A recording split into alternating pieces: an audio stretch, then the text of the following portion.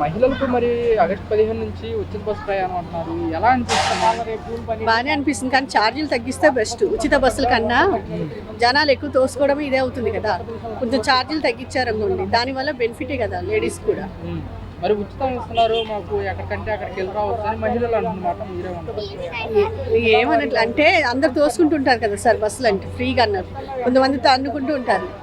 పర్వాలేదు, దీనివల్ల ఉపయోగమే ఉండొచ్చు. మరి దీనివల్ల ఆటో వాళ్ళకి ఏమైనా ఇబ్బంది అంటారా? ఆటో వాళ్ళకి ఇబ్బందిగా, మళ్ళీ ఫ్రీ బస్సులో ఆటోలు ఎవరు ఎక్కరు కదా, మళ్ళీ వాళ్ళకి ఇబ్బందిగా.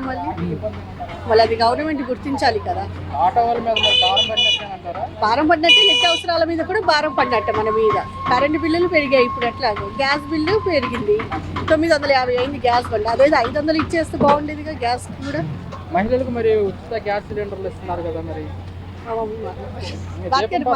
గ్యాస్ బండి ఇస్తున్నారు కదా. అవునండి, ఎలా అనిపిస్తుంది? దీపం పథకం కింద బాగానే ఉంది సార్.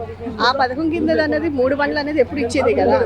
దానికన్నా 500 పెట్టారనుకోండి దీపం పథకం కిందది, అది బెస్ట్ కదా. గ్యాస్ది మనకి ఏ గోలా ఉండదు, మన బ్యాంక్ వెళ్ళాలి, అట్లా కాకుండా అది ఇంకెళ్ళింది. మరి జూన్ 12కి ప్రభుత్వం వచ్చి సంవత్సరం అవుతుంది. అదే రోజున పిల్లలకి తల్లికి వందనము, ఒంటరి మహిళలకు కొత్త పెన్షన్లు ఇస్తామంటారు. ఎలా అనిపిస్తుంది? బాగానే అనిపిస్తుంది, పిల్లల చదువుల విషయంలో కాబట్టి బెస్ట్. ఓకే.